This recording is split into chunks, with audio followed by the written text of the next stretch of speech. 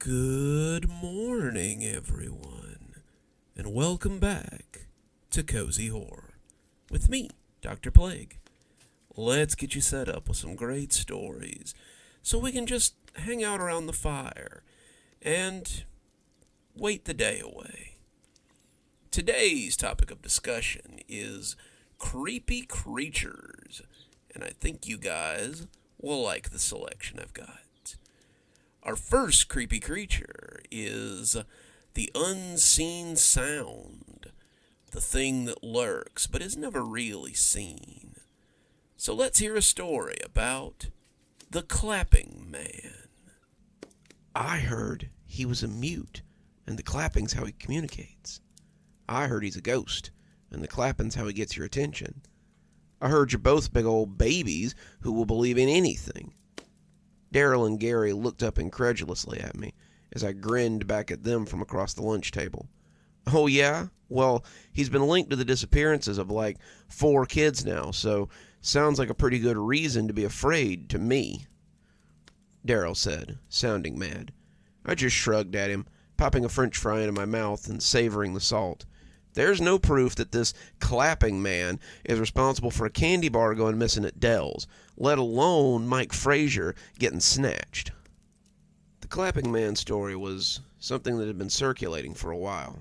3 young kids had gone missing first, all of them heading home from somewhere or another, and some of the witnesses had reported hearing a clapping sound before they had gone missing. One of them had even reported seeing a man shape in the woods before hearing the clap. They didn't have any details about the guy, but they said it looks like a person's shadow with long arms. Mickey had been the most recent disappearance, and the one that made the cops around Tiger the most nervous. The first 3 had been younger kids, elementary school students who hadn't looked like much, but Mickey had been a 17-year-old farm kid who was built like a linebacker. The story was that he was trying to find one of his dad's missing sheep around dusk and had just never come back. The stories were that he was near Kendall-covered bridge and that the sheep had been found dead underneath it the next day. There were the usual rumors that Mickey had run off or left with some girl, left with some boy for all they knew, but those of us who had known Mickey kinda doubted it. Mickey was slow. Not like special ed slow, but he was slower than average. He loved his family. He loved working on his parents' farm, and the thought that he would just run off when he couldn't come back with the sheep was laughable. Mickey liked football too, but if his dad had asked, he would have given it up in a heartbeat. The cops knew this too. That's why they were sure that Mickey had been taken by someone, and that someone had to be big. The bell rang then, but we kept our seats as the good little sheep dispersed around us. We'd leave when the monitor finally told us we had to, and not a minute before. Gary still looked a little nervous as the cafeteria cleared out, but Daryl was pretty used to it. Daryl and me had been hellions since we were young, but it was a life that Gary was slowly getting used to. I'm not a bad kid. Not really. I love my mama, I respect my daddy, and I keep my truck well maintained. I'm good to my girl, when I have one. That being said, I have no time for weakness or rules. The only rule I know is that the strong rule, and it's a rule that I learned from my daddy.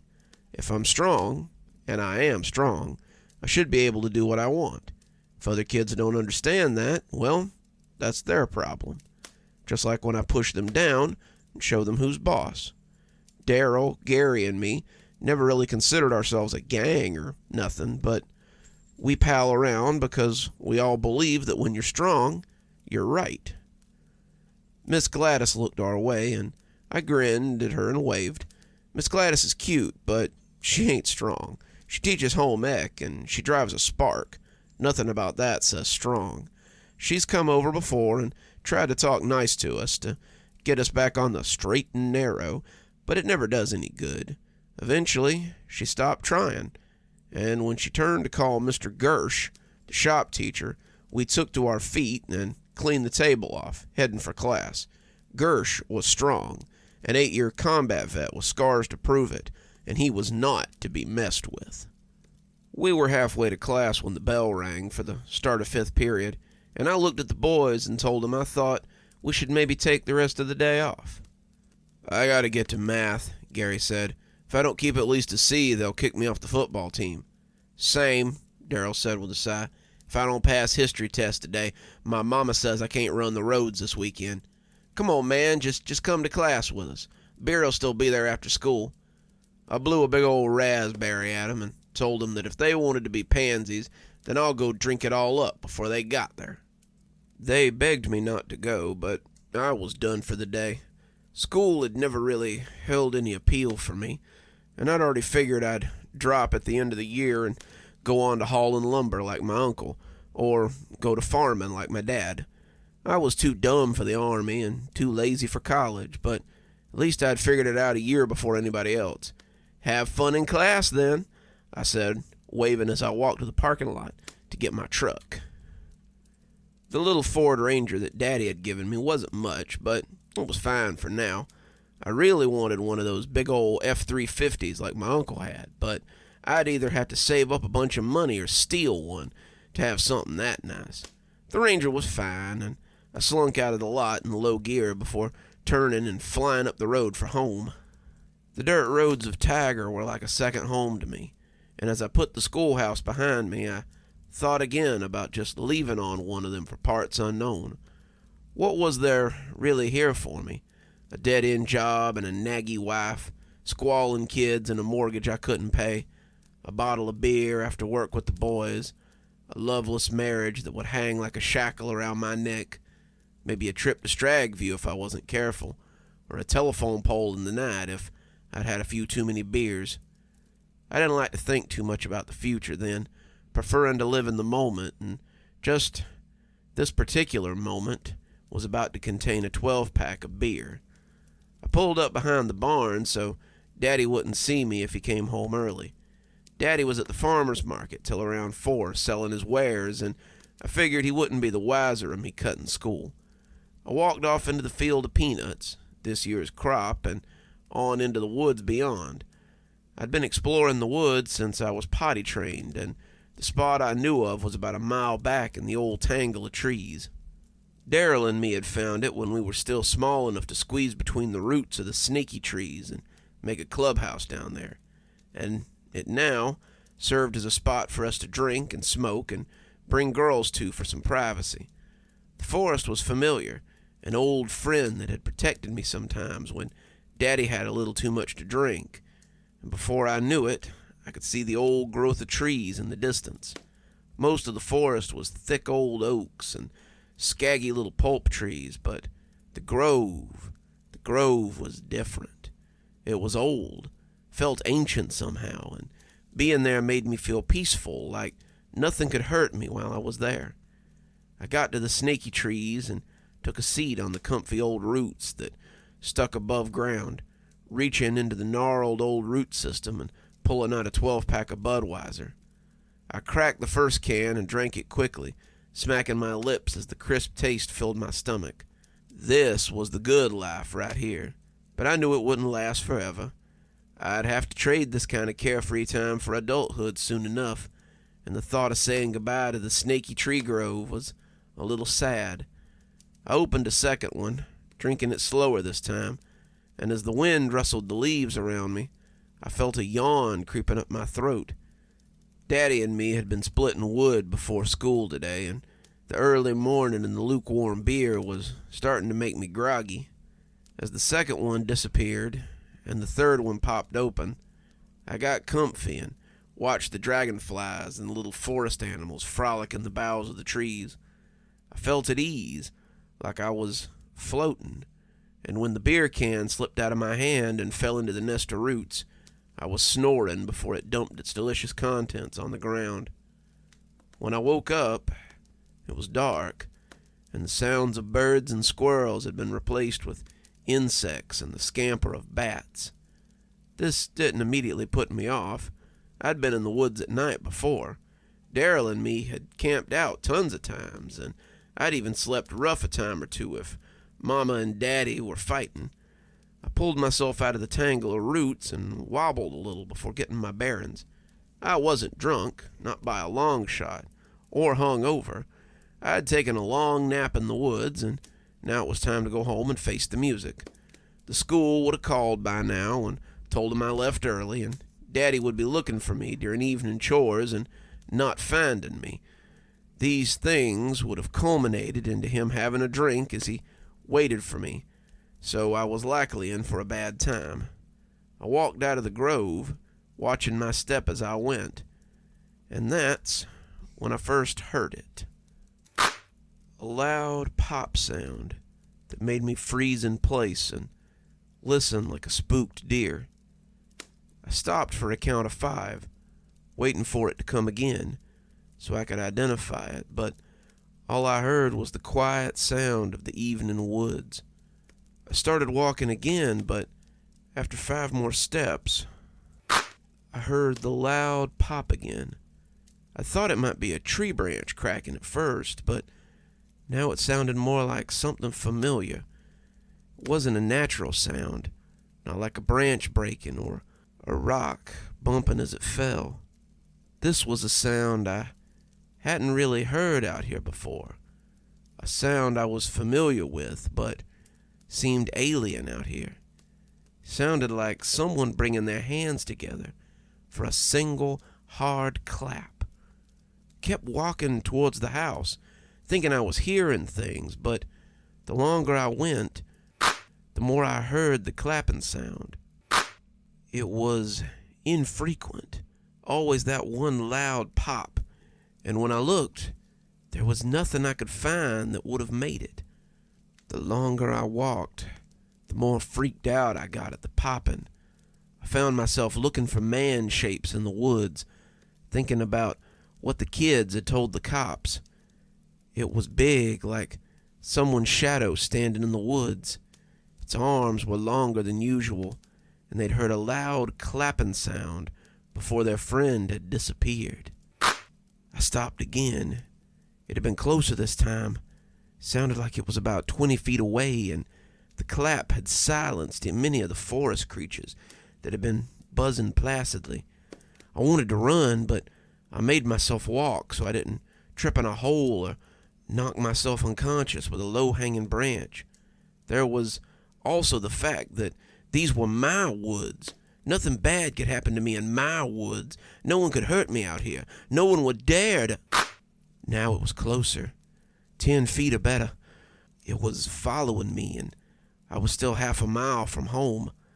I wondered how far it would let me get before it snatched me. Would they find any evidence that I'd been alive? Would they ever find anything? I quickened my pace. Holes be damned. I needed to go. I needed to get out of here. I needed to be behind my door with the lock thrown and the bolt pushed in. I'd hug my daddy and tell him I was sorry and take whatever punishment came, but I needed to know that the monster or freak or whatever was outside couldn't get me. I ducked a branch that I saw as a vague outline and kept moving. The popping had stopped for now, but I knew I wasn't safe. I had to get home. I had to get home. I had to get... I turned my head in the direction of the sound, and there he was. He was man-shaped, that was for sure. He looked like a bulky fella, his arms and legs just thick outlines in the murk. I couldn't see his eyes, but I could feel him on me. He didn't make a sound, but the longer I stayed still, the more I could hear a low murmur, like a TV show trying to break through the static. I thought he might be frozen by my stare, but as I watched, he raised his hands slowly and brought them together with a single loud clap. I took off like a shot. I ran and ran and ran as the poppin' followed me. I expected that every step would be my last. A claw would come out, or a set of teeth would clamp down on me, and I'd be dragged away to whatever served as a den for the digestion, or God knew what else. The popping sound started coming from directly behind me, and I could feel the air of those massive hands. I could see lights coming into view up ahead, and I thought I might have gotten turned around and found the highway. I didn't care. I just wanted someone to help me escape this creature, and I wasn't choosy about who. I broke through the tree line to discover that I had come out at the edge of my parents' farm, and the lights were flashlights as people looked for me. They were calling my name as they got closer to the woods, and I tore off towards the field in an attempt to stop them from entering. One of them could have just as easily been the thing's next meal, and I wasn't about to draw them to it. I found Daddy first, his beam turning to fix me, and he wrapped me in a hug as he recognized me. "God damn, boy, I was so scared you'd been took." He hugged me close, the first time I'd ever seen my daddy show that kind of emotion, and when he called out to them that he'd found me, I saw them all start heading to his location. The police came and talked to me, and I don't know if they took me seriously or not. They told people to stay out of the woods for a while and listen for a clapping if they were alone. Mickey was the last kid to go missing in Tiger that year, and when the clapping came back after that, they seemed better prepared for it. That experience changed me, and I'm glad to say that it was for the better. I started taking my schooling a little more seriously, stopped being so impetuous, started helping people instead of taking, and changed my way of thinking a lot. I still believe that strong people are important, but now I also believe that they have a responsibility to help those who aren't strong. I started volunteering to go out and woodland rescue, searching for people who'd gotten lost or looking for remains, and I got approached by the Park Service to see if I wanted to work with them. Now I help educate people so they don't get lost, and I find people who have gone missing. In a way, I guess I owe the clapping man a debt. He saved me that night from becoming a monster too, though I doubt it was his intention. You just never know what you're going to come across when you're spending time in the Georgia countryside. Our next story talks about a man who fell from the sky, a man whose desires are a little bit strange, a man who gives good advice, though it may not always be what it seems. So let's have a chat about the Burning Man of Grady. In a lot of ways, Grady was pretty typical. The town is mostly agricultural. We grow a lot of corn, we raise a lot of cows, there's a lot of barn dancing and Friday night football, and most people can be found at Dusty's from Friday to Sunday having a beer with their friends. The kids ride their bikes in the road. You could get a baseball game at the park most days, and church on Sunday is more than just what's expected. The only really strange thing was the Burning Man in Hampton Field. Nobody really knows how he got there, despite what all the local kids will tell you. One story I heard was that he's a Civil War ghost who was hit by a cannonball and set alight. Another story says he's the town founder and he was set on fire after they found him embezzling money. Yet another story says he's a famous bank robber who came into town to rob the local bank when all the town's stock money was in it, and the townspeople set him on fire for daring to take their lifeblood. At the end of the day, though, it's all just a lot of talk. The fact of the matter is that the man has been burning out in that field for as long as anyone can remember. He is a man, at least as far as anyone can tell, but his age is indeterminable. His skin is the color of charcoal briquettes. His eyes are gone, with only hollow sockets left behind. And those who have gotten close to him say he mumbles ceaselessly. When I was a kid, the latest story was that if you approached him and asked him a question, he would answer it, no matter what it was. "Sounds like a bunch of hogwash to me," my friend Reggie had said when the story was told to the two of us. Reggie was the smartest kid I know, but even he didn't know anything about the Burning Man in the field. He figured it was some kind of stunt put on by the farmers, the owner of which, Farmer Hampton, was the namesake for the field. We all explained to him that having a burning man in the field probably wouldn't benefit the farm much, but Reggie reminded us how his sons would set up at the edge of the field, sometimes even charge people to see the guy. It was mostly out-of-towners, curious people who blew in and out just as quickly. But more than a few locals had paid 50 cents to have a good look at the Burning Man.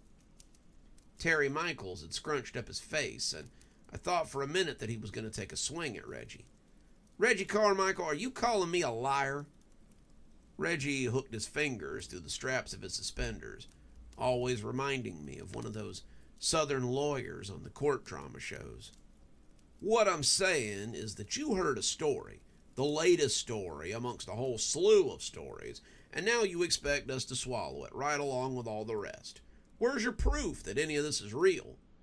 "Well, my cousin said that his friend Billy said that his brother's friend, I don't know his name, went up to the Burning Man one night when it was raining. He said that it seemed safest to do it when it was raining, on account of the fire couldn't get out of control." Reggie scoffed loudly. "The Burning Man has never set anything on fire except himself. There's never been a report of him setting that particular field on fire, and the flames coming off of him are high enough that if he wanted to, it'd be pretty easy."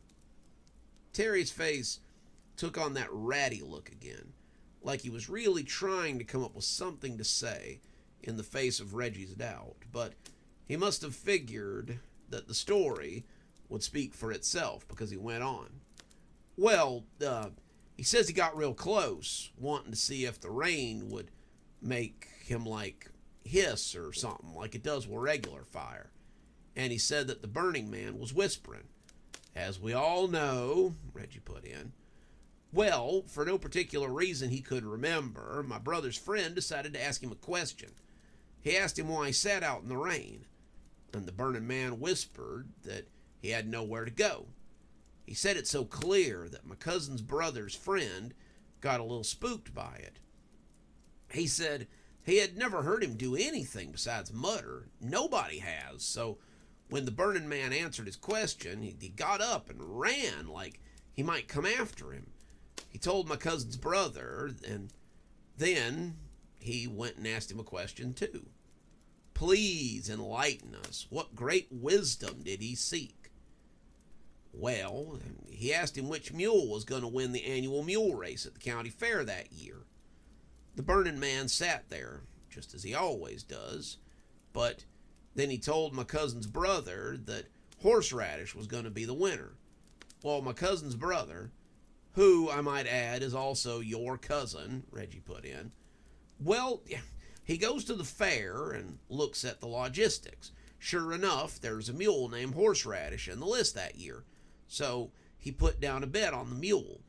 He put down 25 tickets, which, as is all you're allowed to bet. And the mule actually won.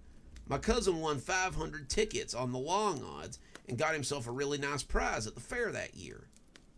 "Quite a story," Reggie said, clearly unimpressed. "Yeah, well, I think I'm going to go to the Burning Man and ask him a question of my own," Terry said, looking at Reggie like that would solve that.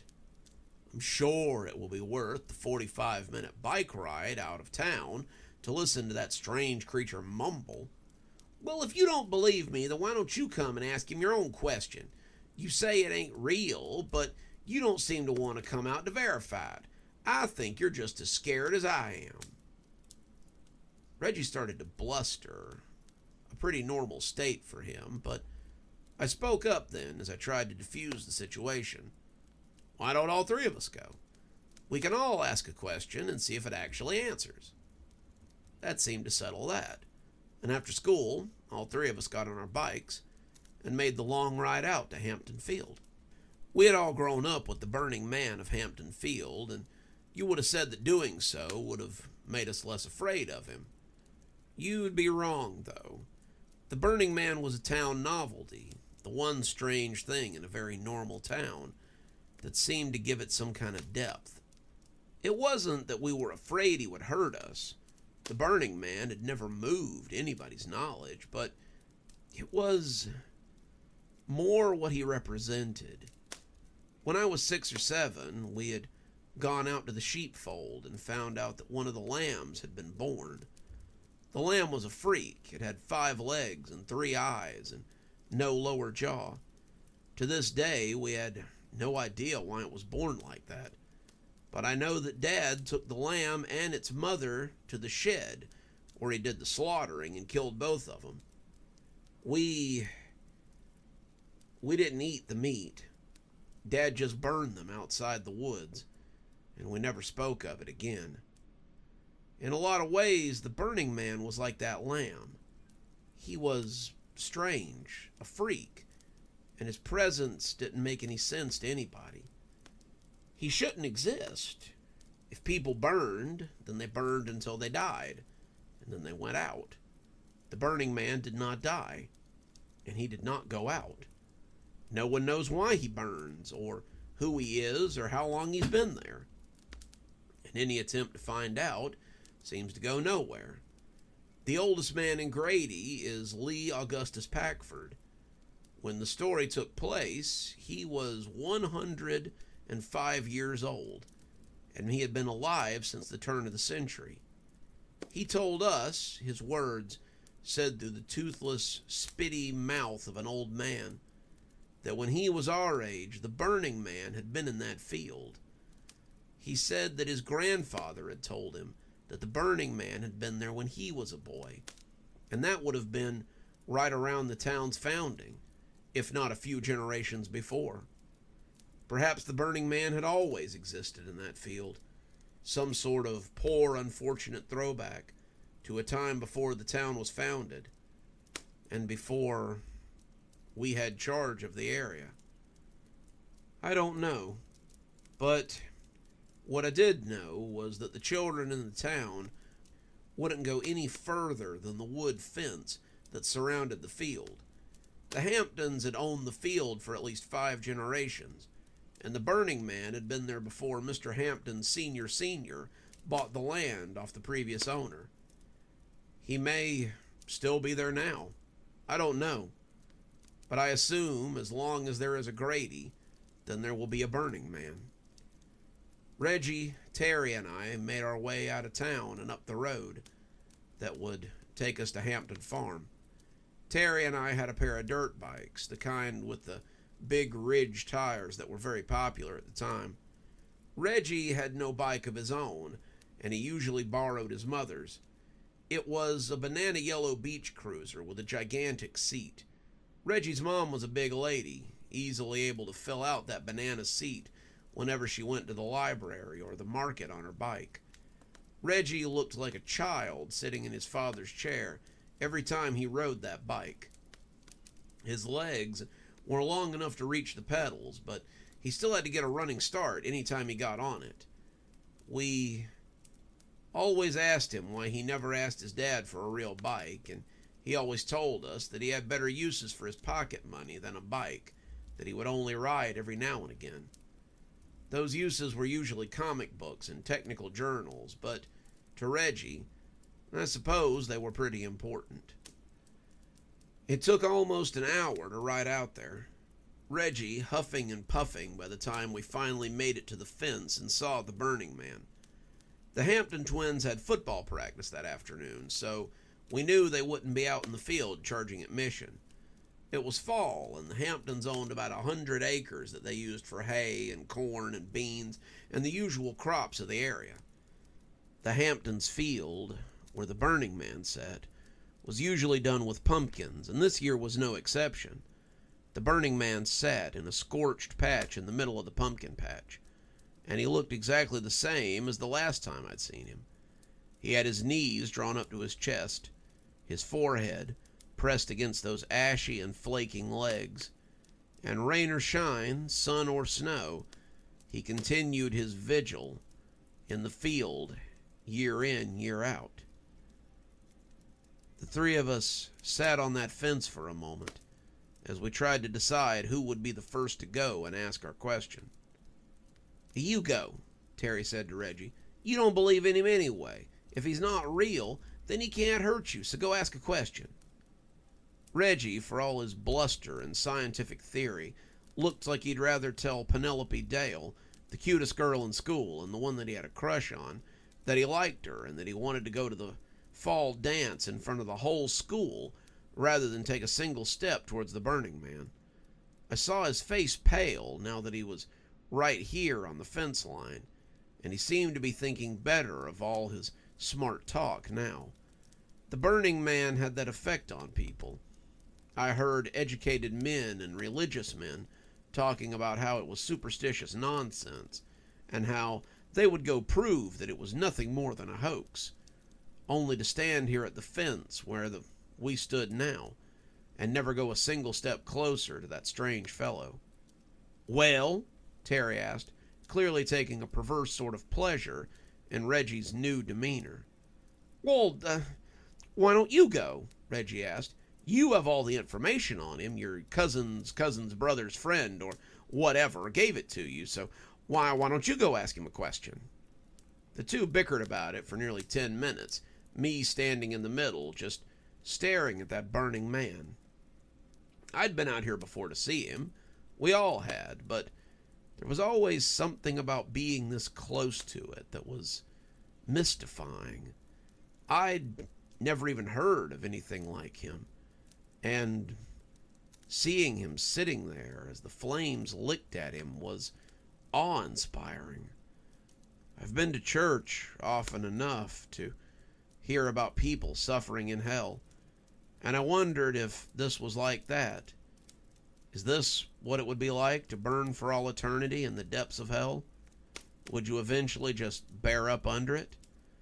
Maybe you would just get used to being on fire, like you got used to having hair or wearing clothes. They were bickering so much that they never even noticed when I jumped over the fence and started walking towards the Burning Man. I had come all the way, and now I was going to ask my question. The more I looked at him, the more I knew there was only one question to ask. It was the question that should have occurred to anyone with half a brain. And as I stepped closer to him, I felt my tongue dart out to wet my lips. There was no heat rolling off him, something that should have been strange. The man was basically his own personal bonfire, but there was no heat, no smoke, and as I came closer to it, it was as if it existed only for him, and it wasn't for the likes of us to experience. He didn't look up as I came. He didn't even move. The Burning Man just sat there, his forehead against his knees, and when I finally came up next to him, I felt like there was no fear left in me. All the fear had been burned out of me, and maybe that was where all the heat had gone this whole time. "How did you get here?" I asked, and when he turned his head to face me, I felt a little of the old fear crawl back up in me again. He took a single hand off his knee and pointed at the sky. I saw flakes of that finger come off and float away in the breeze. And when he spoke, it sounded like sand rolling around in a bucket. "I came from the sky." "The sky? Do you mean space?" He nodded slowly, part of his head and shoulders joining the finger flakes as the wind took them. Reggie and Terry were staring at me as if they had never properly seen me before.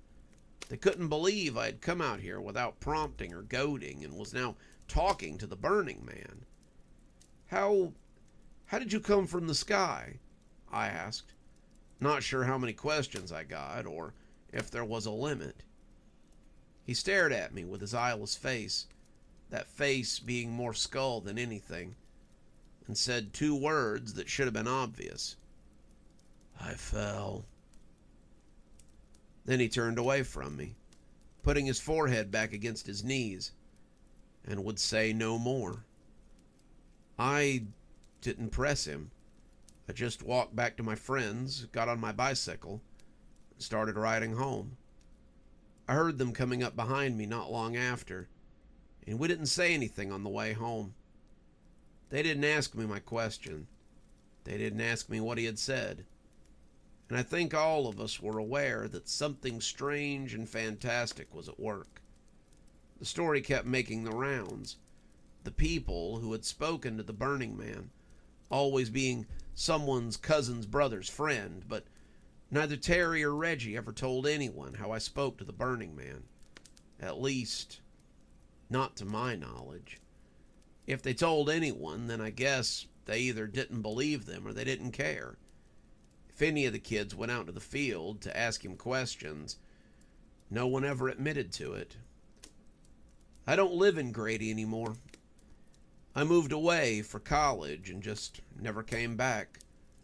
My parents are dead now. My sister lives in California, and I really have no reason to go back to Grady. Even so, sometimes I lie awake at night and think about that Burning Man and find that I want to go back and see him again. Is he still in that field? Does he still burn? I don't know.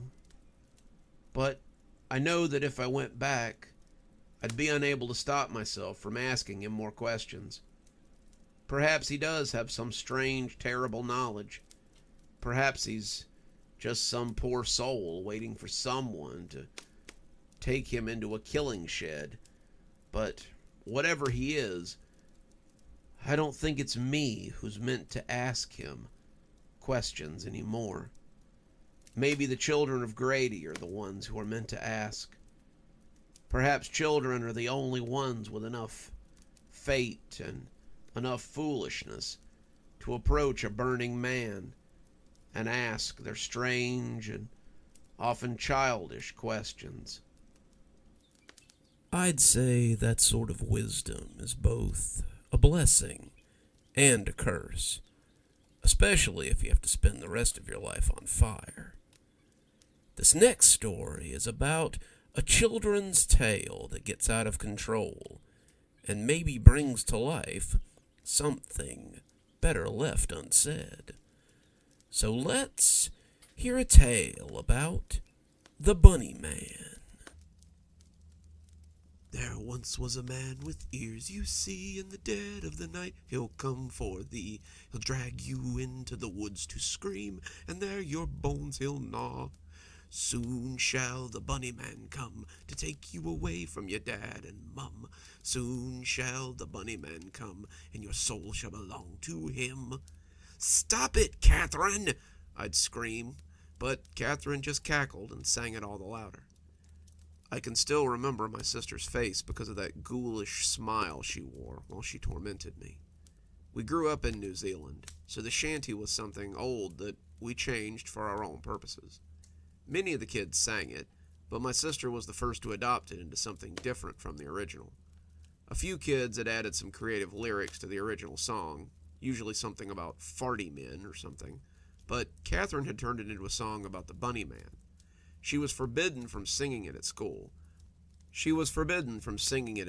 By our parents and teachers, and she took it as an excuse to sing it for me at every opportunity. It was usually sung low, under her breath, so my parents couldn't hear it, so she could deny it when I began crying about it. It was in poor taste anyway. The Bunny Man may have been an urban legend, but the man going around kidnapping children was very real. That summer, 13 children had gone missing in the city we lived in. All of them were from poor families like ours, who lived in tenement buildings, much like ours. They always disappeared in the middle of the night after being lured out of their houses, and there was always some sign left behind that tied them together. Whether it was spray painted on their door, the fence behind their house, or the sides of the building they lived in, the calling card was always left in plain white spray paint for the police to find. A white rabbit head in a white circle, the sign of the Bunny Man. My sister had started humming the little shanty after the 7th kid had gone missing. I had heard her in her room, working through the lyrics as we did homework. She would hum them to herself in a distracted way that people often do while they're trying to figure something out. As she scratched away at the math problem, she would argue with herself and make corrections to the grisly little shanty she was constructing. I would shudder to myself as I heard what she was writing, and I think I might have become her horrified little barometer. The more I shuddered, the more lyrics I heard that stayed in place. By the time school started again in August, her shanty had taken form, and she began her reign of terror. Catherine and I were 2 years apart. I had started 6th grade, and she had started 8th, and she seemed to delight in terrorizing the other girls in my class with her Bunny Man song. She would walk behind groups of students, humming the tune at first as they walked from class or to lunch. Then she would begin singing the words to herself, low at first, building volume, until a few of them started to hear what she was singing and become noticeably upset. Then she would run up behind the group, caterwauling the last verse as she sent them screaming and running in all directions. That's how she had earned herself a suspension from school and a grounding from our parents. That's why she was home that night, the night of December 15th, the night the Bunny Man did indeed come. We were both grounded that night, actually. My sister was grounded after being suspended from school for her Bunny Man shenanigans, but she didn't much care. She was happy to put off schoolwork and watch TV all day and suffer the wrath of our parents. I, however, was grounded for encouraging these antics by saying I had seen the Bunny Man. It wasn't a joke, though. I wasn't trying to encourage Catherine in her bad behavior. I had woken up for the 6th night in a row, hearing someone humming that shanty and going to the window to see who it was. I couldn't actually be hearing anyone, I realize now. Our loft was on the 5th floor, looking out on a vacant lot and the road behind the building. There was no way I should be able to hear anything. I could, though. I can clearly remember hearing that shanty, hummed in a gravelly baritone that sounded as though it were right outside the window. The first few times I heard it, I went to the window and looked out on the lot. In the moonlight, he was standing there, in the road, a man in a dingy gray rabbit costume, his eyes glowing yellow and his ears cocked almost jauntily. My parents would hear me screaming and come running into the room to see what was going on. They would find me on the floor, screaming and pointing out the window, always gibbering about the Bunny Man. After the 3rd night, I didn't even go to the window. I would lie in bed and sob as the shanty bore its way into my brain. I would sob and call for them, screaming about the damn Bunny Man, until finally my father couldn't take it anymore. That's why both of us were grounded on the night in question, the night our parents went out. It was supposed to be a family night. We were supposed to go out and have a real family meal, see a movie, maybe get some ice cream. Instead, my father had been using it as a punishment for my sister after she'd gotten in trouble. We 3 would go out and have fun while she stayed home and did not. My mother, however, thought this was a little harsh, and she had been pleading with him to reconsider. This had made him a little short, and after being woken up by my screaming all week, he had reached his limit. He grounded me as well, thinking I was trying to egg my sister on with all this Bunny Man nonsense, and announced that he and my mother were going on a date instead. "We will be back at 10. You 2 are to be in bed by 8:30. If I come in and you're still awake, you will be severely punished." Then they left, and for a few hours we'd gotten along pretty well. Catherine made dinner, heating up some canned pasta in the microwave, and then we'd watch some TV as the sun set and the evening wore on. It wasn't until 8, when I got off the couch and started for bed, that she started in on her old ways. She asked what I was doing, and when I told her I was going to get ready for bed, she asked me why. "You heard, Dad. If we're still up when he gets here, we're going to get in trouble." "Pfft, probably just scared the Bunny Man'll hear you awake and come get you." "I am not," I lied. "R2, you're in such a hurry to go to sleep, so the Bunny Man will come and take you away." She leaned towards me, grinning that awful grin. "Oh, there once was a man with ears, you see." I put my hands over my ears and started running away as she sang all the louder and chased me. "In the dead of the night, he'll come for thee." "Catherine, stop it," I sobbed. We were running up the hall, and as I wheeled into my room, I tried to slam the door and lock her out. She battered the door aside and bore down on me, grinning and singing as I cowered beneath the window. I was covering my head with my arms, sobbing uncontrollably as I tried to block her out. She stalked towards me, bellowing the song now and scritching her hands like claws as she walked towards me. "Soon shall the Bunny Man come to bring..." But she stopped suddenly, and as the silence stretched on, I opened my eyes and looked up to find her looking out the window as she loomed over me. She was staring out the window, transfixed by whatever she saw there, and this new game was almost scarier than the shanty. Her face held a look I was unused to seeing. She was startled, unsure of what she was looking at, but it also appeared that there was terror there. Something outside the window was really spooking her, and I scrambled up to peek under her arm so I could see too. It seemed I was peeking into one of my nightmares. Standing in the road, right under a streetlight, was a man in a tattered gray bunny costume. It wasn't like a Halloween costume, some of which looked like pajamas more than costume, but it was a full suit of coarse-looking gray fur. The fur was matted and dark in places, kinky and tangled like a stuffed animal that needs to be brushed.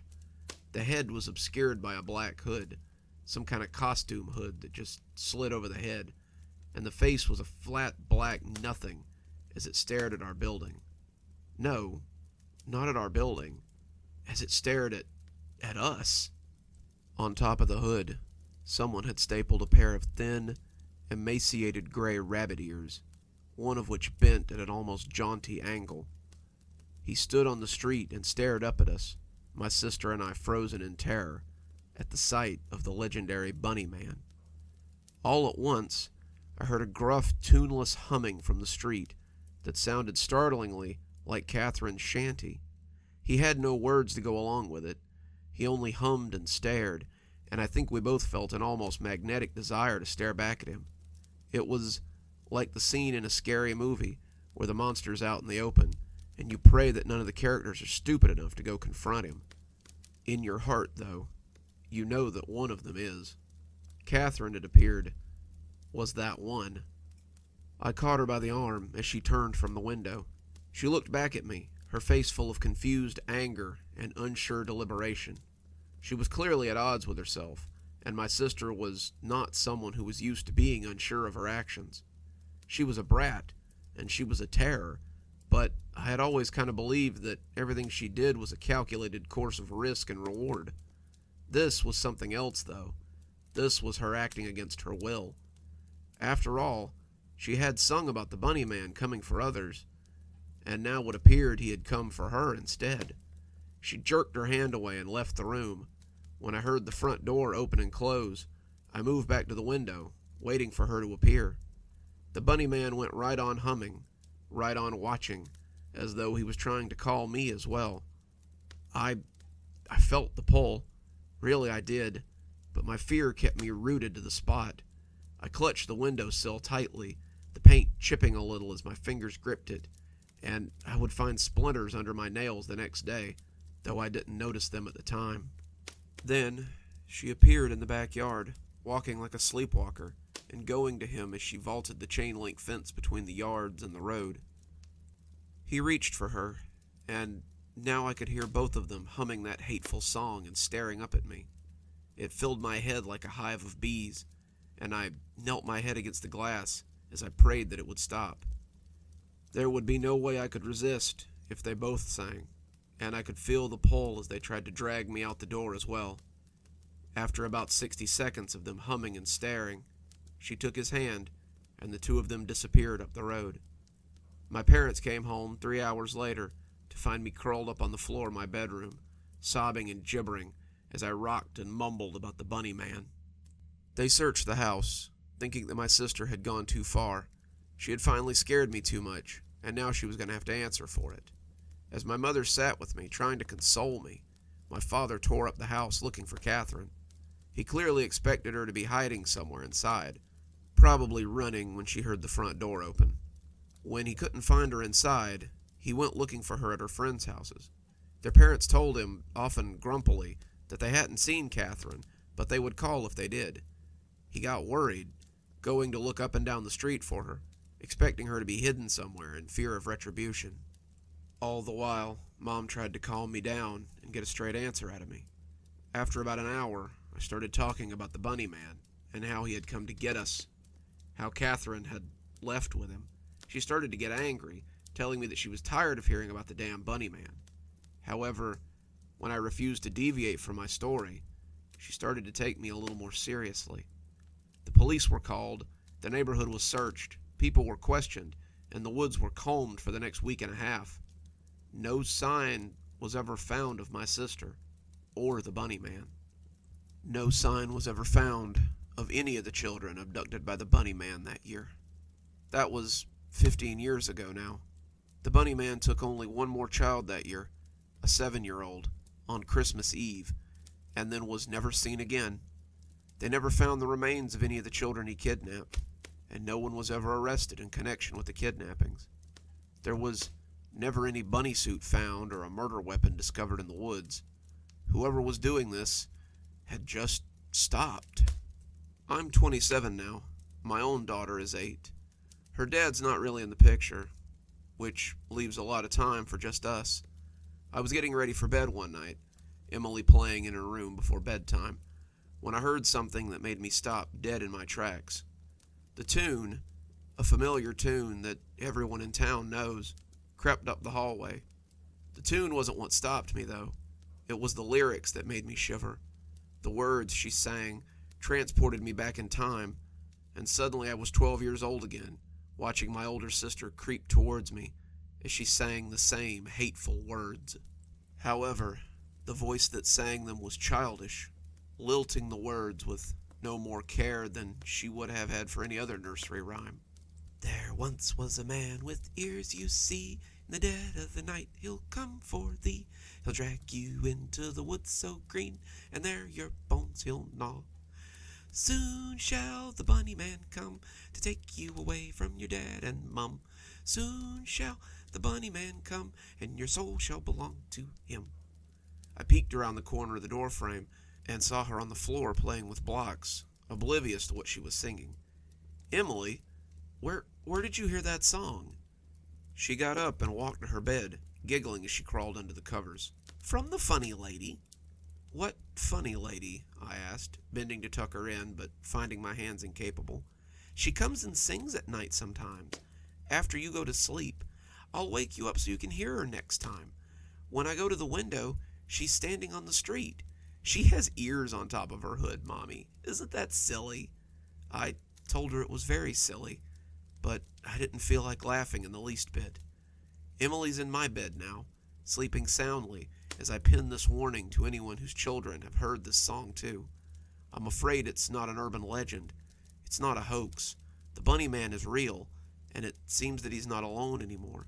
He's coming for our children again, and I, for one, don't mean to lose my daughter to this creep or his children. As I lay here writing, I can almost hear it on the breeze, as if someone's singing it outside my window.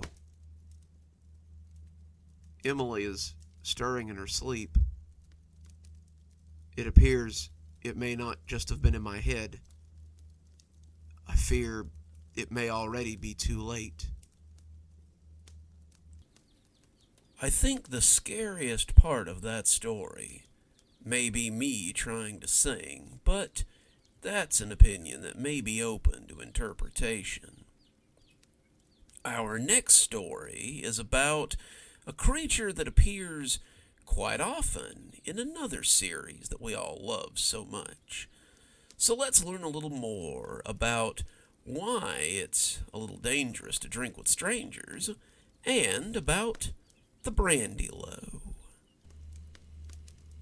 He took a shot of whiskey to gather his courage and approached her from across the bar.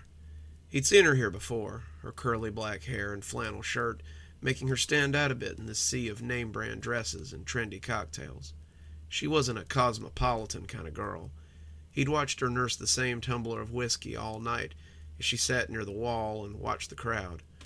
He'd learned to covet her smiles and laughs, that bright flash of sparkling teeth as some stage play of the human condition went on before her.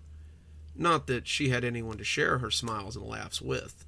Every time he'd seen her, she'd always been alone, and her joy seemed only to come from the people who heaved and thronged around her. She was an island in their ocean, and he was going to discover why tonight. As he made his way towards her, he couldn't help but wonder why no one else ever approached her. She always sat in the same dim corner of the Colonnade Bar, a run-of-the-mill bar in Seattle, Washington, with her back to the wall and her eyes trained on the byplay between the patrons. The colonnade was not as crowded as the dance clubs or the upscale wine bars that dotted the city like ticks, but it did tend to attract a certain kind of people. Young college kids in their early 20s, bohemians looking to brusque on the small stage or talk to potential clients over craft beer, fishermen back from a long day on the decks, office drones, trust fund kids looking to rub elbows with the common man, and any other misfit who was just looking for a drink and some conversation were typical fare in a place like this. It was a friendly place, a somewhat chaotic haven, and those who frequented it often felt like they became family. But, in the 2 years that Russell had seen her come in, only the bartender seemed to acknowledge her presence at all. Noelle had looked over at the woman when Russell asked about her, and shook her head.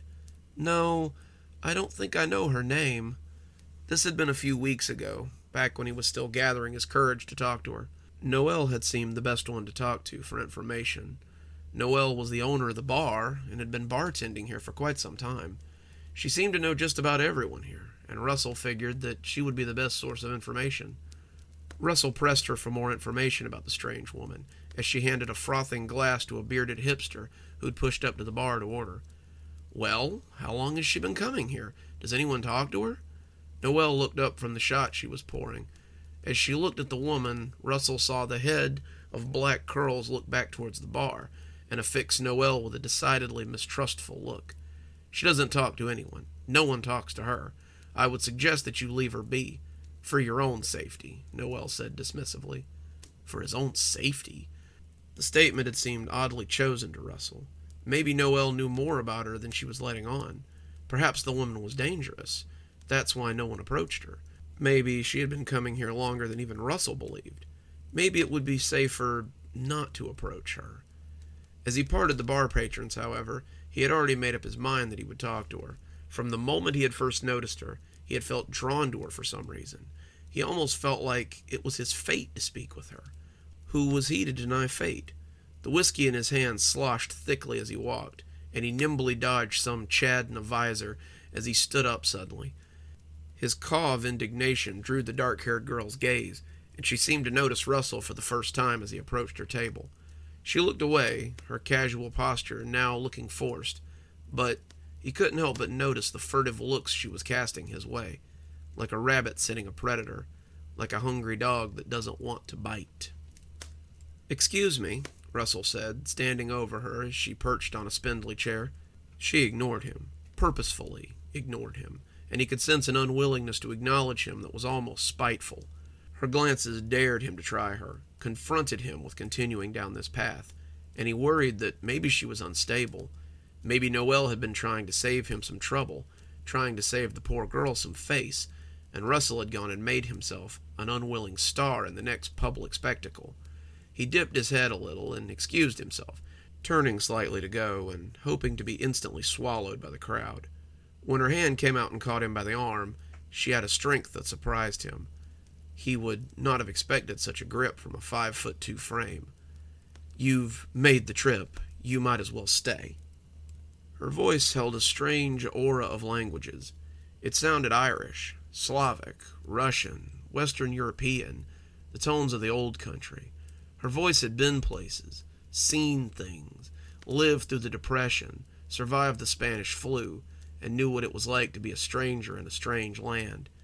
He had heard their first conversation 1,000 times in his head, but this was as far from the voice he had imagined as salt was from sugar. As he took his seat, the plastic cushion beneath him became a bear trap. "I'm sorry," Russell began. "I didn't mean to disturb you. I've been watching you from across the bar for a long time, and, I felt drawn to me," she said in that old worn voice. He nodded, entranced by her as he sat within arm's reach of her enigma. She smiled. "Would you believe that you're the first person to tell me that in a very long time?" He nodded again. "I don't understand how anyone can be in the same bar with you and not feel the same way. I felt the same way once, a long, long time ago." She looked down at her empty whiskey glass and seemed saddened by it. "When I sat down across from him at this very table." Russell leaned in a little, enchanted by her words, as she spun her web for him. "When you sat down across from who?" he asked, almost dreamily. He would puzzle over how he'd felt that night for many nights to come, and all his brain could find to compare it with was the nature video they had sometimes watched in school. You see the fly walk into the mouth of the Venus flytrap, watch the jaws close around it, and ask how it could be so stupid as to walk straight into the jaws of death. The fly is a capable survivor, a quick little nuisance that evades the human hand with ease, but it still walks into its grave with no hesitation, as though it just can't help itself. When he remembered that night with her, he knew how that fly must feel when it narrowly escapes the mouth of the trap, when it glances back to find itself longing to return. "Would you believe that he told me someone would come to talk to me? That he told me to expect you? Isn't that funny?" "So funny," Russell said, dreamily, unable to stop himself. The whole world shimmered at the edges while he was around her. Russell never wanted this moment to stop. He was captivated, utterly bewitched, and he felt that he would gladly go on basking in her glory all night. On the other hand, she looked as though she were getting a little tired of the whole affair, and just as quickly as he had risen, Russell began to fall. What if she left? What if she just didn't want to talk to him? He didn't think he could stand it if she wasn't... He didn't even notice that she had taken his drink until it was already in her hand. She lifted it to her perfect Cupid's bow lips and took a sip. The last beads of the whiskey clung to them as she pursed them and blew atop the surface of the amber liquid. In that breath, a corona of light was born. Dazzling, it stunned him temporarily as he watched the universe dance in that brilliance. She brought the glass away from her lips and held it out to him, delicate hands wrapping the glass perfectly. He was powerless to stop himself from reaching out to take it. "Drink this. It might bring things back into focus." Russell drained the glass in a single pull, and things immediately began to change. The woman across from him didn't become less attractive. She didn't really change at all, but he became more aware of his surroundings and less aware of her. The busker on stage warbled back into consciousness. The sounds of the crowd rose from an insectile ree to something rumbling. He felt the edges around his vision harden as he looked at her. She was still cute, but she was now possessed of a look that led him to question her gender. Her flannel shirt and tight jeans now looked mannish, and her bouncy curls and facial features now made her look a bit androgynous. Had she always been this way? Why had he been so captivated by her? He jumped a little when Noelle put a glass of whiskey next to her elbow, but the woman just flipped a bill onto her tray and lifted the glass to her lips. Noelle, however, looked mad enough to spit fire. "You know the rules, Brandy. This is neutral ground. No hunting in my bar." "Relax, Nona. You know I do my hunting elsewhere. Besides, he's seeing a little clearer now. Aren't you, sport?" Russell nodded and told Noelle he wanted another whiskey. She nodded, but she gave him a sad look that was equal parts pity and disappointment before leaving. He suddenly felt like a disobedient teenager whose parents have waited up for him after he stayed out all night. He wanted to call her back and apologize, but he felt silly and squashed the idea before it could take root. What would he begin to apologize for anyway? "You were saying?" Russell prompted as Noelle made her way back to the bar. The woman looked up from her drink and fixed him with a quizzical look. "You sure you want to hear it, kid? It's not a story to be taken lightly." Russell nodded, sure that he wanted to hear it more than anything in the world. She set her glass down and extended a hand across the table to him. "My name is Brandy, but when this story took place, they called me Elizabeth, Beth for short. I was 19, naive, and in love for the first time in my life. I met him in a bar, much like this one, and he changed my life forever. Have another drink, won't you? I think you'd be a lot happier with another drink." She lifted the glass to her lips again, and Russell watched as she breathed a corona of fire into the whiskey. He wanted it less this time, but he still reached for it. He downed it quickly, the whiskey like a bonfire burning in his guts when he swallowed it. Her face swam a little when he looked back up at her, the third glass settling sluggishly as his head swam. He was young and swarthy when I met him. I believed he was the most handsome man at the bar, and I suppose he was. He had saved me from a handsy drunk about a week before, and I'd been building up my courage to speak with him. He tried to dissuade me, just as I tried to dissuade you, but to no avail. Glamour hits a human hard, and I was certainly no exception. Russell shook his head as Beth took a sip of her drink. As she talked, he started thinking that maybe she had spiked his drink with something. As he watched her drink, her nose, so cute and turned up, now looked pug-like, if not piggish. Her curly brown hair was a little less lustrous, more like old yarn that looked coarse as it sat against her skull. As she closed her eyes in mid-drink, Russell had to do a double-take. Were those horns amongst her curls? He could clearly see one, a curly ram's horn that poked through her curls, but the other one hid behind a lock of yarnish hair. She seemed to notice as the glass came down, and grinned a little too brightly. "See something you like?" When Russell didn't respond, she shrugged and continued. "Where was I? Oh, yes, my mysterious savior. He tried to talk to me, as I tried to talk to you, but I was so caught up in him that I barely heard him. Finally, he did as I have done. Only then I was able to break through my own desire. He apologized for what he had done, for giving me what he called a curse, and began to tell his own story." She took a sip from her drink and shrugged at Russell. "I won't bore you with the long version. Don't think we have time, anyway." The soft buzz of the bar around him sounded like the quiet voices of insects. Russell didn't know how long he'd been talking, but he was surrounded by a different kind of glamour now. The longer he listened to her, the less human she appeared, and the more he feared what she had to say. Her ears were becoming long and bat-like, long black hair curling up from them. Despite this, he couldn't look away. There was still some of that beauty there, like an unfinished wooden idol that begged to be carved. The story demanded to be finished, demanded that he receive it. He told me that he had found himself taken with a young man in Greece when he was around my age. This young man had tried to turn him away, but finally had shown him what lay beneath the glamour and the terrible curse that he must now bear. The man I spoke to was a brandy-low, just as the man who gave him the curse was, just as I am, and just as you will be. Russell sat back a little. Me? But why am I who have drunk of my essence? The pact is already forged. Brandy-low are creatures outside of time, capable of living for thousands of years, or for a single hour, whatever fate she desires. She? Russell asked tentatively. We, and there are more of us, are servants of the Pale Lady. She brings the green. She defeats he who devours, and she keeps the world in balance. We serve her as we serve all growing things. We serve her by thinning the herd. That sent a chill down Russell's spine. The man who turned him never told him that.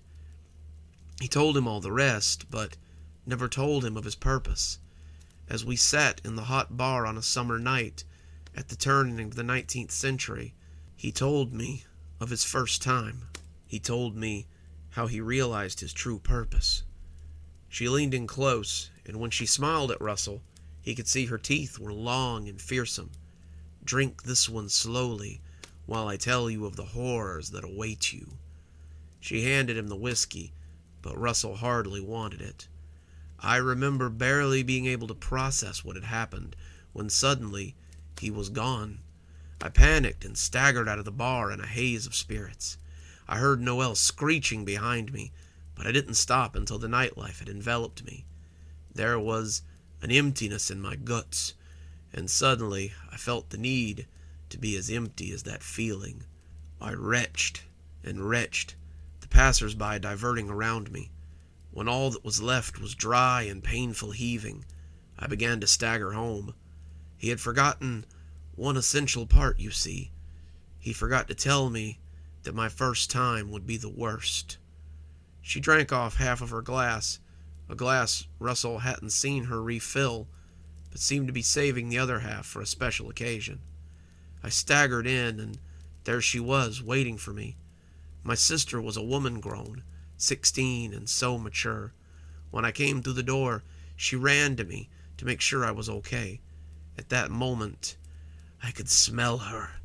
I could smell her fear, her joy, the aroma of her slowly rotting meat. When she wrapped her arms around me, I felt my mouth press against her shoulder. She wanted to know where I had been and why I had been gone for so long, and she was so glad to see me, and so glad I hadn't been picked up by some bad man. Her sobs of joy suddenly turned to sobs of pain, however. She screamed in terror when I bit her, my teeth becoming knives as I wolfed down her flesh. I could feel the spot inside me filling then. She was filling me as she disappeared. I discovered my purpose then. When the voices came to see what all the ruckus was about, I hadn't left a bone or a shred of flesh to mark her as someone that ever existed. She finished the glass and called for another. Her cheeks had become very red, and when she looked at him, he could see her face had taken on a distinctly goatish cast. She looked only partially human, half human, more beastly all the time as the two of them talked. He heard the sound of hooves beneath him, heavy equine steps on the marble floor, but he dared not look at what other horrors now surrounded him. So I left and kept running until I found myself here again. I held no illusions that I would have 600 years, but I've seen much of the world in my century of life. I've seen much, learned much, eaten well on many occasions, but I have always lived with the knowledge that you would be waiting somewhere for me. Russell went to take a sip and found his own glass. It was empty too. When had he drunk it? He had been so entranced by her story, and now, before his eyes, she had become more beast than woman. Her furry face was marked with dark brown hair, and as he stared, she seemed to wobble like a mirage before his stunned eyes. He told me you would be, that one day you would be waiting for me in this bar, and it would be my time to go. His time lasted nearly 900 years, but it seems my own has hardly begun. Russell shook his head, trying to clear it. But why? Why must it be this way? Brandy shrugged. You got me, kid. This is how it's always been. One brandy-low transfers his power to the vessel, who can penetrate their glamour. But I was fooled by your glamour. You had to... You saw me in the first place, despite me not wanting to be seen. The rules are very clear about what must be done. Don't fret too much. I've lived a long life, eaten well when I had to, seen much of the world, and can die with no regrets. In a way, I suppose it's a blessing. I do not envy you what you must do. There's a war coming, Russell. The carefree days will soon pass, and when the cold comes again, the Brandy-Low will be summoned to her side, and once more called to serve their queen. But as for me, she drank the whiskey off and saved only the smallest puddle at the bottom. My time has come. Good luck, kid. Russell had so many questions, so many things he wanted to ask, but suddenly the hooves were behind him again, and this time he did turn to see their owner. Behind him stood a strange beast the color of spring mud. Her feet were scrunched into wicked hooves.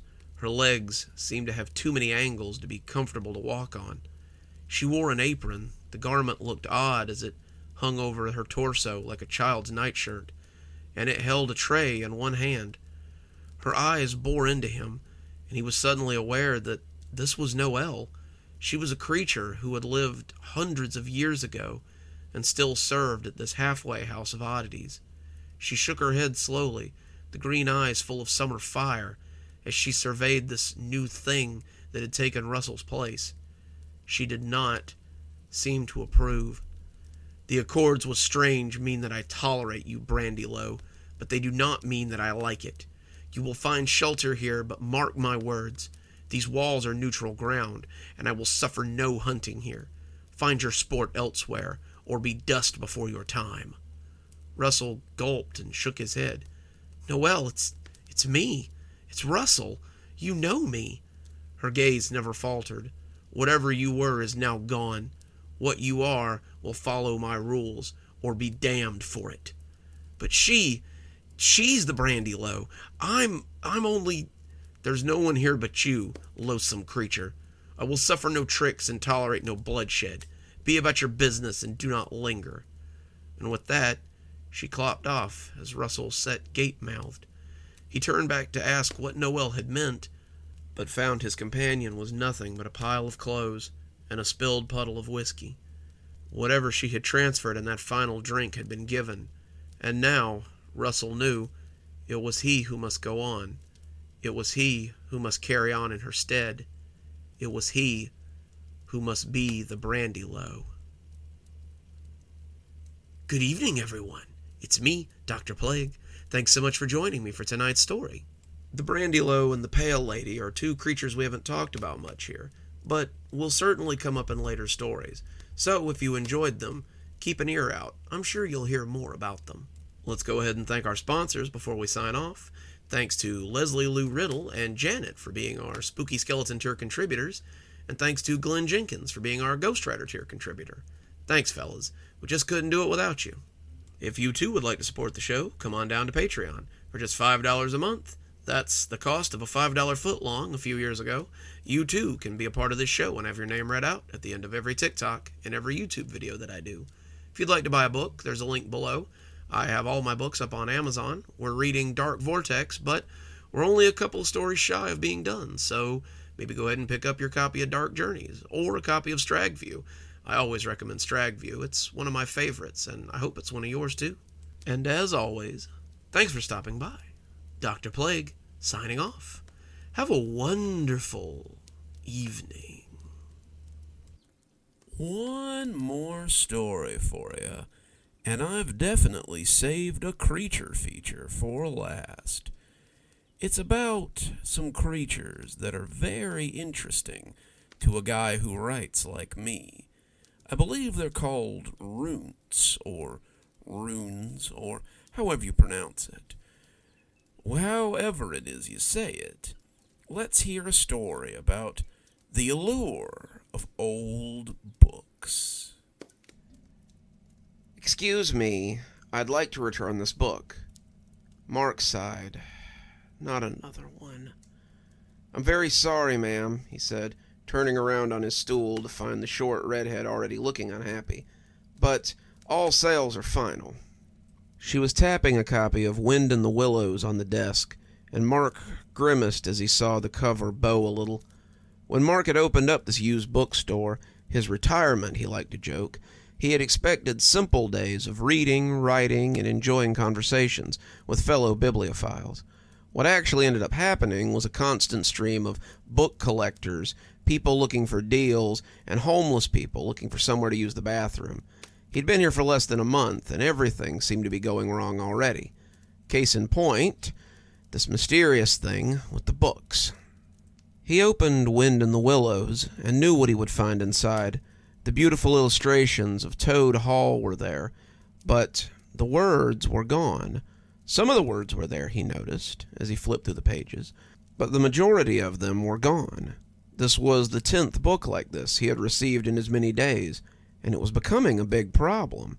He couldn't sell the books with missing words, and he shook his head as he opened the register and took out the $5 the lady had spent on it. "I'm so sorry, ma'am. I have no idea how this keeps happening with these books, but I mean to get to the bottom of this." The lady nodded, mollified. "See that you do, young man. I had bought it for my grandson, and he was very disappointed to find it in such a state." Mark nodded, but quietly suspected that her grandson hadn't given much of a damn about the book. Most of the child customers didn't have the attention span for anything without pictures. Wind in the Willows was probably not on his radar, and the little goblin would have probably preferred the Captain Underpants books he had on the display rack near the graphic novels. Mark waited until she was gone and moved out into the shop proper so that he could look through some of the books. He didn't know how this was happening, but he wanted it to stop. Words suddenly missing from books was bad for someone who paid the bills off the backs of bibliophiles, and as he started pulling random books off the shelves, he was alarmed to see that the tales of adventure around Toad Hall were not the only casualty. After an hour, he found 3 Dean Koontz novels, a couple of John Grisham's, and 3 Stephen King's, one of them a hardback copy of Firestarter, and about 7 more from writers he wasn't as familiar with that were either missing words or missing whole chapters. It was infuriating, especially since he didn't understand how it was happening. He could understand if the books had been wrecked, but the books were often in perfect condition, except for the missing words. The copy of Firestarter could have gone for $25 to $45, and there wasn't a dog ear or a coffee stain to be found on it. Mark threw it across the store, pouting like a child as someone walked in and found him sitting in his little pile of ruined books. "Geez, Mark, have a little more respect for the written word." Mark cast his best unimpressed expression at Wayne before tossing a John Grisham at him, which he dodged. "I've got all the respect in the world for the written word. I just don't understand why it chooses to treat me like this." Wayne opened up the copy of Firestarter, the corner now dented in, and tutted as he looked over the pages. "That's really weird. How long's that been going on?" Mark slumped against the shelf, closing his eyes as he tried to fight off the headache that was building. "'Bout 2 weeks. Wayne stroked his chin, humming in a very convincing manner. Wayne was known in a lot of bookseller circles as a practicing wizard.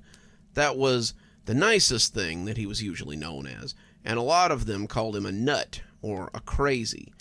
Wayne also had a pretty substantial following online, running a paranormal podcast and doing a lot with the local ghost hunting community, so he had money to burn. Wayne liked him.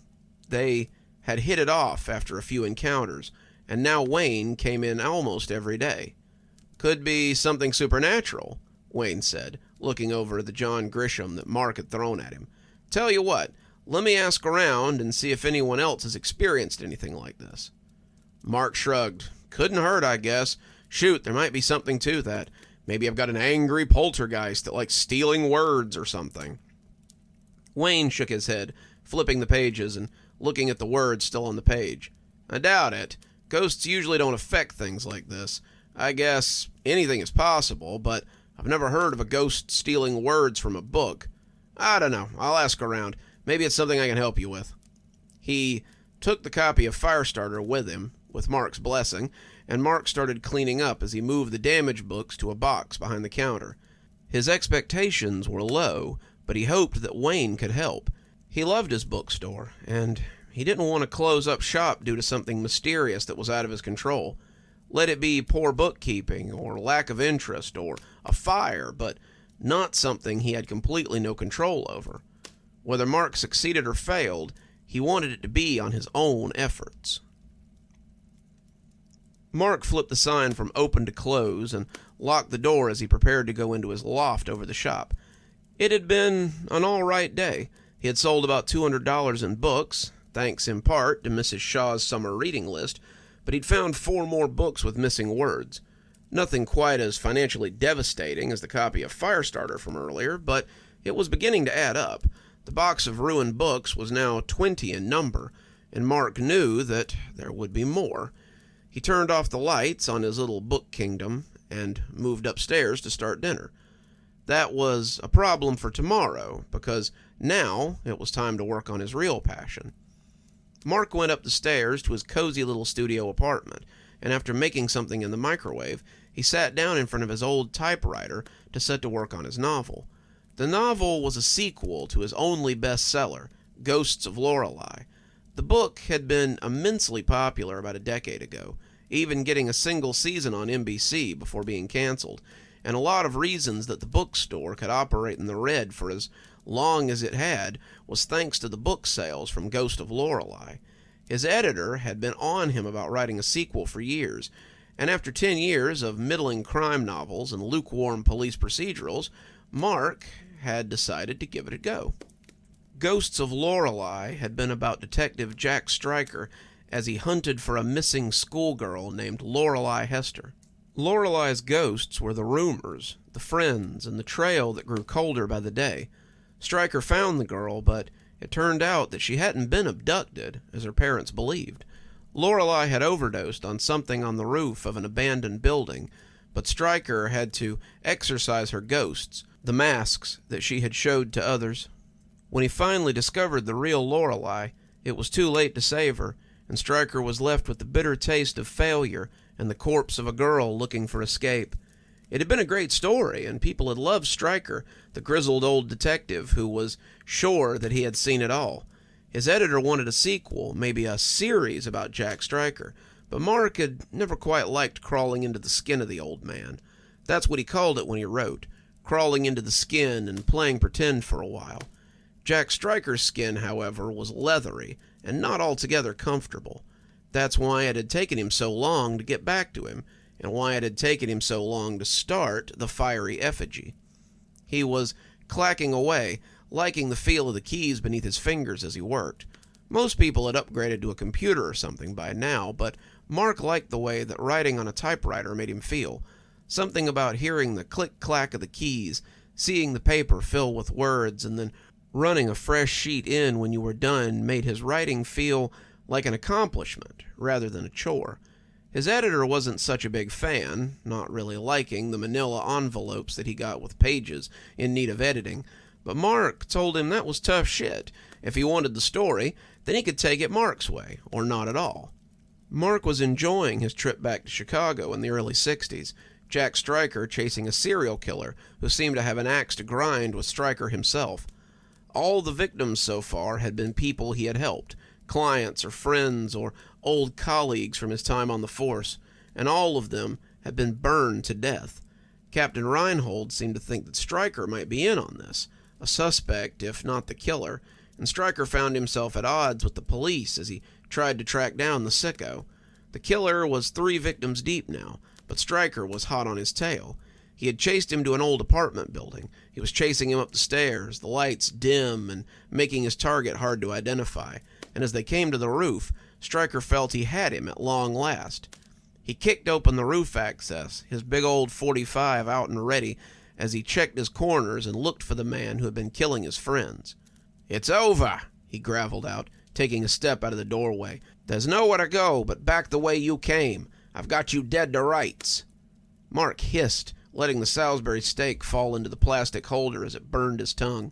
He blew on the meat, his eyes never leaving the page, and tried the bite again as Stryker made his way across the roof.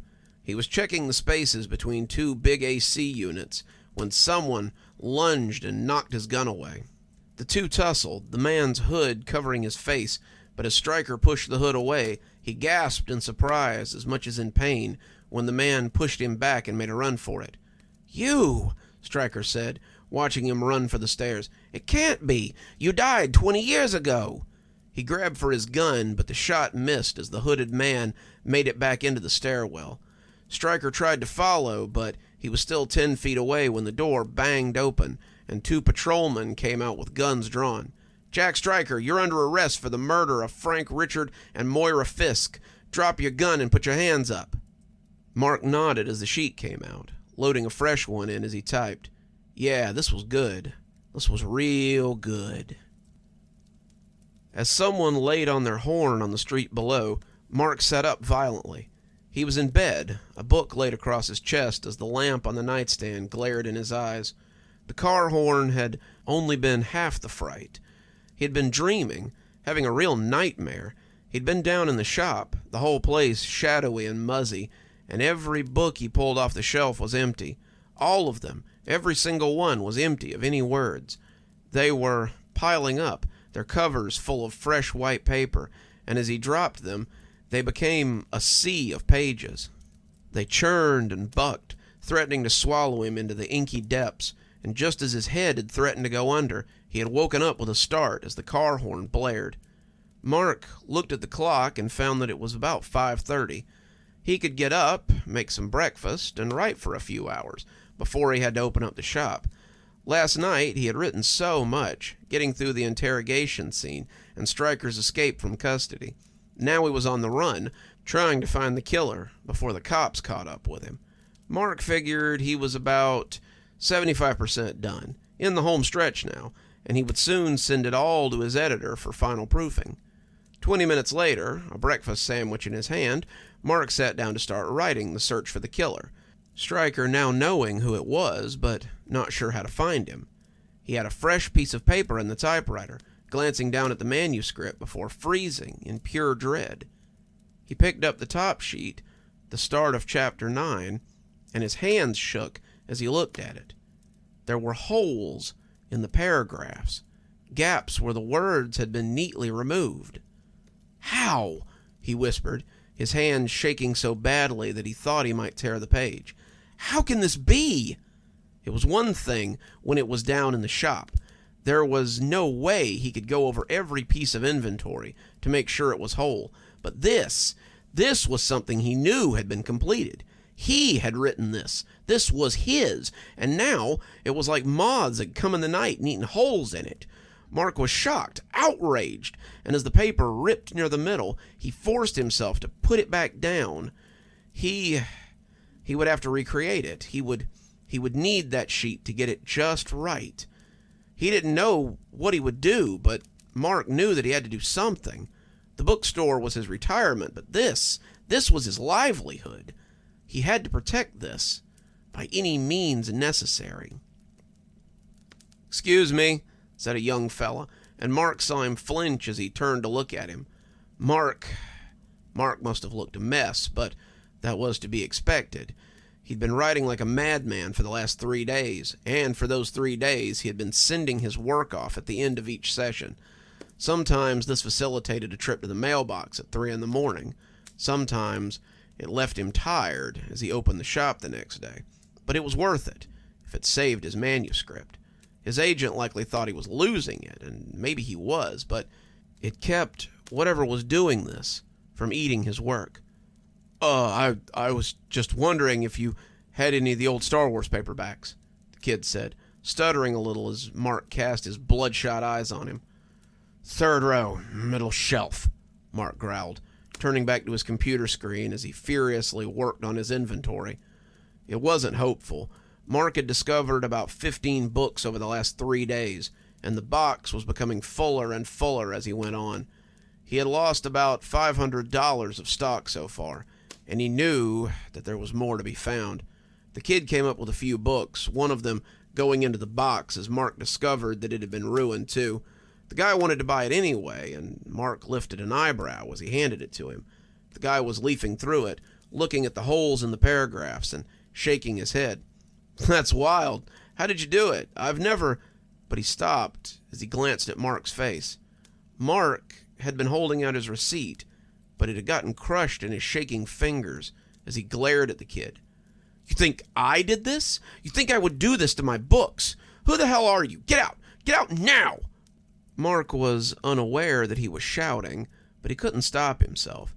The guy might as well be accusing him of murder, and when he ran out of the store with his books, he nearly bowled over Wayne as he ran out. "Huh," Wayne said as he watched the guy take off. "You having a fire sale or something? Deals must be good. That guy practically sprinted off." Mark shook his head, pointing at the box of books. "Where have you been? Thought you were going to get me some answers. I'm losing books by the day here." Wayne put his hands up. "Easy, hoss. Apparently what you've got is pretty rare. It isn't something that a lot of people know about, and I had to look pretty far to get you answers." He took a little book out of his pocket and opened it to a marked page before laying it on the counter. Inside were a pair of mischievous-looking foxes, words hanging from their mouths, and they appeared to be eating them. The words ruin or rune were written above them, and Mark thought the name was pretty fitting. Even so, he looked at the page skeptically. Are you telling me that foxes are stealing my words?"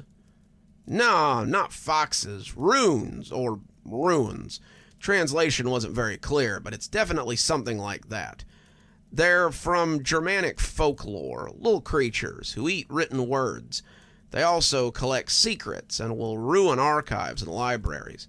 They used to be favored by wizards who used them to steal their enemies' secrets, but now the ones that are left usually just make trouble for writers and bookstore owners. Seems like something I should have heard about, Mark grumbled.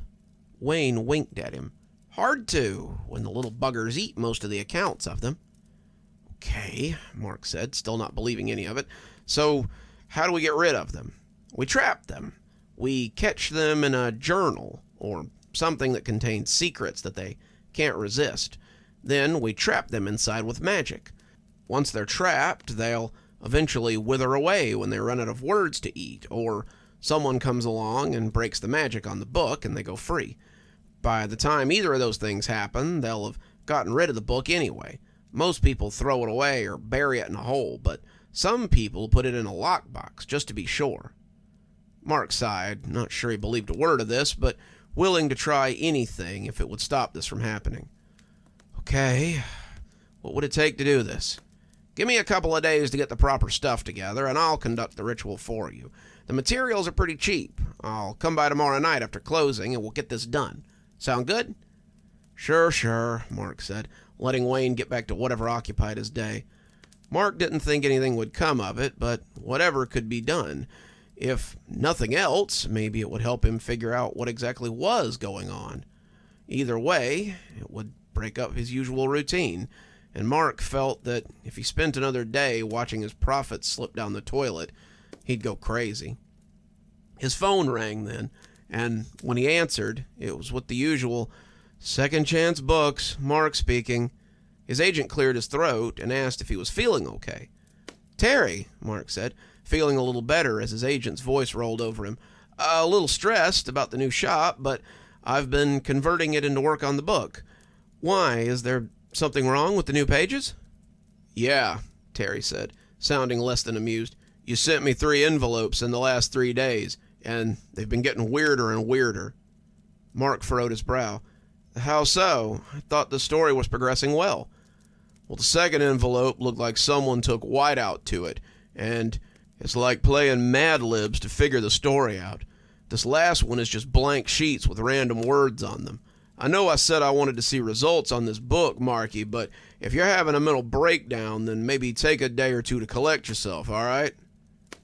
Mark felt the phone shake in his hand, his voice barely holding up as he told Terry that he would get some rest and feel better. Terry said that sounded great and wished him well before hanging up on him. Mark let his cell phone fall beneath the desk, putting his head in his hands as he wept. He had been careful, so careful, he had sent it away to stop this kind of thing from happening, but it was all in vain. They had gotten his manuscripts anyway. They had eaten it up, and they would do it again. Mark found himself thinking of the ruins or runes as something real now, and as he wept, he wondered what he was going to do. If this ritual or whatever didn't work, just what the hell was he going to do? When Wayne arrived the next night, he found the store closed. He knocked, and when Mark answered the door, Wayne could tell he was drunk. "Geez, Mark, you had it a little early, aren't you?" Mark shrugged, but he didn't deny it. In reality, he had spent the night before drunk and had simply carried over into the next day. He had been beside himself as he tried to figure out what to do, and the whiskey had been an easy outlet. Mark had never been a big drinker, but he found it soothing to fall into a comfortable numbness. He had come out of it just in time to remember that Wayne was coming over around 7, and he had stumbled downstairs just in time to hear him knock. He let him in, and Wayne produced a Mead notebook from his coat. "I collected some secrets from my counterparts. Some of them are pretty juicy, too. If this doesn't draw them in, then nothing will." He passed the notebook to Mark, telling him not to open it as he sketched some symbols on the bar. Mark watched the lines bulge and swirl as his head reeled a little. There were squiggles inside the circle, ancient-looking letters and strange crabbed swirls, and as he finished, he bit his thumb and dropped some blood into the center. To Mark's amazement, the circle glowed faintly, and when Wayne took the journal and positioned it in the center of the circle, the two stepped back like hunters from a trap. "Now we wait," he explained, but it didn't take long. It was like watching graffiti move, and Mark thought he might be hallucinating. He saw these sketches of foxes moving across the counter. Some looked like pen, some looked like pencil, and there were even a few that looked like charcoal prints. They were in many different styles and skill levels, and they all made their way towards the book. They entered the pages, eating the secrets, and when the last of them hopped in, Wayne struck. He lurched forward and slammed the book shut, the symbols burning themselves into the notebook. Mark heard a small scream from the counter. Wayne waited for the burn marks to stop forming before picking up the notebook and holding it out to Mark. "All gone. You should be fine now." Mark started to reach for it, but felt like he didn't really want to touch it. He told Wayne to take it, and the man seemed happy to oblige. He said he had hoped to study the little creatures, and as he left, he was humming happily to himself. Mark was just glad to be rid of them, and he felt better than he had in days. Mark jerked awake again, almost certain that the last 4 days had been a dream. He was lying in bed, a book across his chest, and felt like maybe he had been dreaming everything after the car had woke him up. If it hadn't been for the hangover, he might have even believed it. He had celebrated a little more after Wayne had taken the ruin away. Or was it rune? Mark couldn't remember, but he was glad they were gone. He had reached down to close the book when something caught his eye. Someone had doodled a little animal on the edge of the page, a dog or something, and Mark wondered how he'd never seen it before. When it moved off the page, still clutching a word in its mouth, Mark realized the truth. It landed on the floor, and Mark rolled off the bed and gave chase. It was like a cartoon, the little pencil-drawing fox easily escaping him as he ran after it. Mark didn't know what he would even do if he caught it, didn't know if he could catch it, but he knew he was mad. They had been caught, trapped in the journal, and the thought that one had been missed pissed him off mightily. It would get away and make more, and then they would continue to torment him. He had to nip this in the bud, get it before it could escape, and as it slipped under the door, he thundered down the stairs after it. He came into the shop, still livid, and that's when he saw them. The ruin, or rune, or whatever it was, disappeared into the shop, but the shining eyes of multitudes looked back at him in the light spilling from the stairwell. There were so many of them that Mark knew they would never get them all. It was hopeless. They would never stop. Not unless he stopped them. The gasoline went up as it took hold of the bookshelf, and Mark laughed in his stupor as they burned. It was like a roach infestation, he thought, as it caught the dry books. Better to burn the whole nest and start over than spend months or years fighting them. He laughed like Nero as he watched Rome burn, and it wasn't until it was too late that he realized he was trapped. That made him laugh all the harder. It looked like the fiery effigy was him in the end. Stryker's story would never be told, and he would take it with him to the grave. Before he passed out, Mark thought that at least these little terrors wouldn't have his final story. He had ruined it all himself, and hopefully took them with him. And just like that, our stories are at an end for another day. But don't worry, we'll be back next week with more cozy horror. Till then, this is Dr. Plague, hoping you all have a great weekend and a spooky evening.